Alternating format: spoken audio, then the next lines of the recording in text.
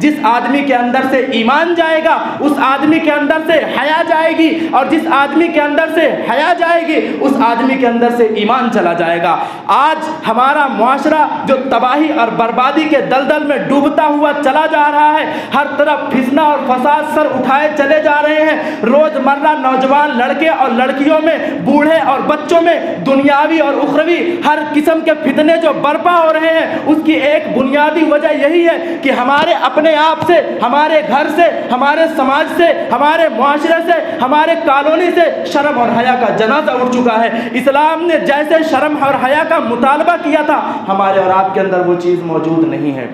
آج اگر آپ کے بچے، آپ کے بھائی، آپ کے گھر کے افراد رات کے 2-2 بجے تک روڈ پر جاگ کر مستیاں کرتے ہیں، چوکوں اور چوراہے پر فالتو بکواس کرتے ہیں، اور ماں باپ کو اس بات کی فکر نہیں کہ میرا بیٹا کہاں ہے، کیا کر رہا ہے، آپ کے گھر کے 8-10 سال کے بچے موبائل کا غلط استعمال کرتے ہیں، ماں باپ کے کان پر جوں تک نہیں ریکتی، آپ کے گھر کے نوجوان لڑکے اور نوجوان لڑکیوں کا ذاتی اور پرسنلی اسمارٹ فون ہے، آپ کو نہیں پتا کہ ان کے موبائل کے اندر کس کا نمبر ہے، کون سے ایپ استعمال کرتے ہیں، یوٹیوب اور گوگل پر وہ کیا دیکھتے ہیں، آپ کو نہیں پتا، آپ کبھی پوچھ تاچھ ہی نہیں کرتے۔ گویا کہ آپ اپنے گھر کو، اپنے معاشرے کو، اپنے علاقے کو، اپنے کالونی کو خود تباہی کے دلدل میں ڈبو رہے ہیں، اور ایک دن ایسا آئے گا کہ آپ کے معاشرے کے اندر اسلام نام تو باقی رہے گا لیکن ایمان نام کی کوئی چیز موجود نہیں ہوگی۔ کیوں؟ رسول اکرم صلی اللہ علیہ وسلم نے ارشاد فرمایا، ان مما ادرک الناس من کلام النبوۃ الاولی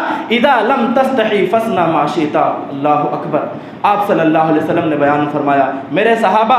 پہلے کے جو نبی گزرے ہیں ان انبیاء کی بہت ساری باتیں جو میری امت تک پہنچی ہے، اس میں سے ایک چیز یہ ہے کہ جب آدمی بے حیا ہو جائے، آدمی کے اندر شرم اور حیا موجود نہ رہے، تو وہ جو چاہے وہ کر سکتا ہے۔ جس آدمی کے اندر شرم اور حیا کا مادہ موجود نہیں ہوگا، اس آدمی کی غیرت کہیں بھی لے کر جا سکتی ہے، اس آدمی کی غیرت مر جاتی ہے، وہ آدمی اور اچھے اور برے کی تمیز بھول جاتا ہے، اللہ کے حقوق کو بھی ضائع کرتا ہے، بندوں کے حقوق کو بھی ضائع کرتا ہے، ماں باپ کے حقوق کو بھی ضائع کرتا ہے، پڑوسیوں کے حقوق کو بھی ضائع کرتا ہے، دوستوں کے حقوق کو بھی ضائع کرتا ہے، کسی کے حق کا وہ خیال نہیں کرتا، کیونکہ حیا اور ایمان آپس میں جسم اور روح کی طرح سے ہیں۔ جس کے اندر حیا نہیں اس کے اندر ایمان نہیں، اور جس کے اندر ایمان نہیں اس کے اندر حیا نہیں، جس کے اندر ایمان ہوگا اس کے اندر حیا موجود ہوگی۔ مزید ویڈیوز کو دیکھنے کے لیے